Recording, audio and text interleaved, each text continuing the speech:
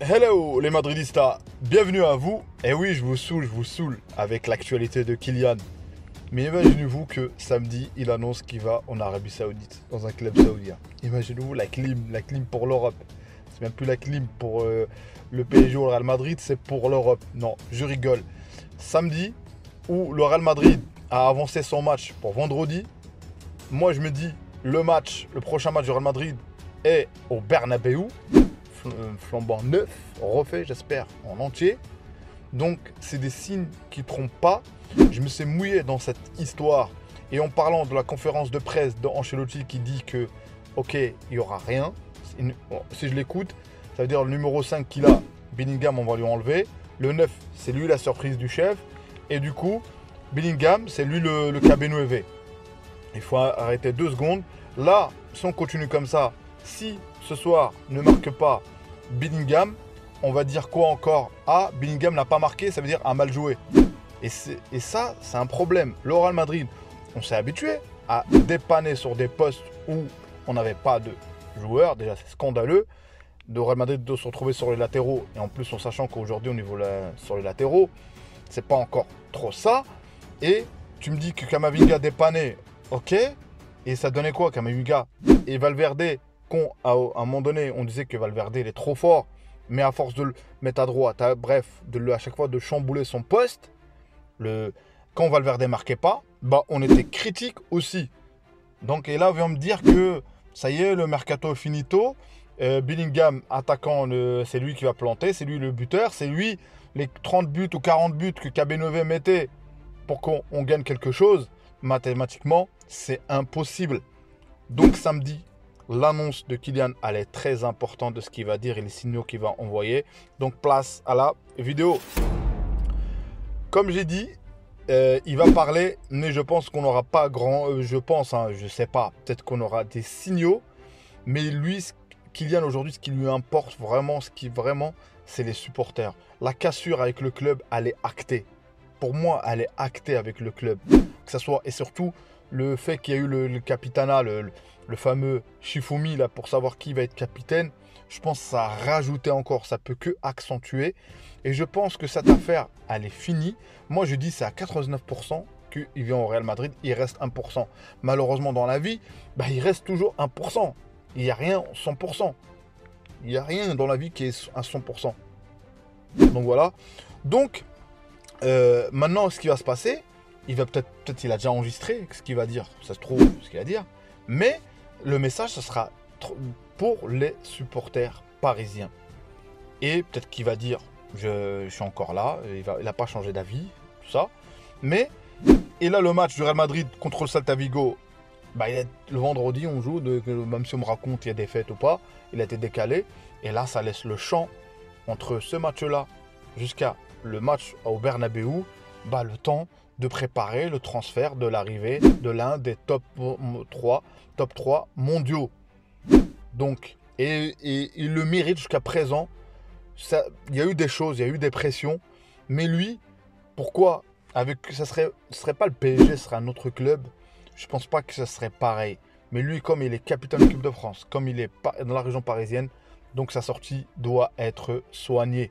Parce qu'un jour ou l'autre, il reviendra dans ses terres natales. Donc voilà. Et pour nous, ce qui importe, j'espère qu'il n'y aura pas de clim. Parce que les clims, c'est bon, il y en a marre. Des clims, il y en a marre. Et ça se trouve, et même si l'arrivée de Kylian, ça ne fera pas en sorte que tous les problèmes sont réglés. Mais tu ramènes quelqu'un, potentiellement, tu auras un nombre de buts. Gagner une compétition, c'est comptable. C'est combien de buts qu'il met, combien de Vinicius de buts qu'il va mettre, combien de buts qu'il va mettre Kylian s'il vient. Rodrigo, et tu as les milieux de terrain qui va marquer. Et là, aujourd'hui, on a Bellingham qui plante. Donc voilà, tout ça qui fait qu'à la fin, tu fais ton bilan comptable. Soit tu gagnes tes titres, soit tu gagnes pas. Concernant Ancelotti, j'aurais voulu qu'il soit un peu plus franc. Je dirais pas qu'il soit contre l'institution du Real Madrid, mais un peu plus franc concernant voilà, ses envies d'un autre attaquant. Et ça, il l'a déjà dit à l'époque du KB9. Et aujourd'hui, et voilà. Et sa dernière saison, qu'est-ce que ça va lui coûter? C'est Ancelotti. Ça y est, t'as tout fait. T'as gagné la 14e Ligue des Champions. T'as tout fait. T'as tout fait. T'es le jefe. Donc il peut, je dis pas soit contre, mais subtilement qui dit que peut-être il aura besoin de quelque chose. Mais bon, on a choisi le silence radio au Real Madrid. Allô Madrid, allô Madrid. J'espère qu'il y aura une réponse, un retour de l'autre côté. Et j'espère que Kylian va venir et enfin ce feuilleton, que ça a été long. Franchement, on a pris de l'âge avec ça. On a pris de l'âge. Tout le monde a pris de l'âge.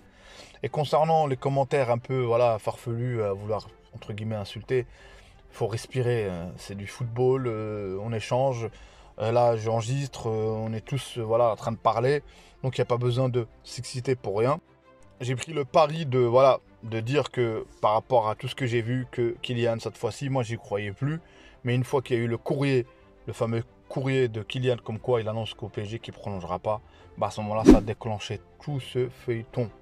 Franchement, ce mercato-là, c'était Kylian, Kylian. Et jusqu'à présent, ça parle de Kylian, Kylian. Et jusqu'à la fin, on aura des surprises. Mais la seule surprise que je veux aujourd'hui, pour le 9 qui est vacant, vous n'allez pas me dire que c'est Bellingham qui va le porter.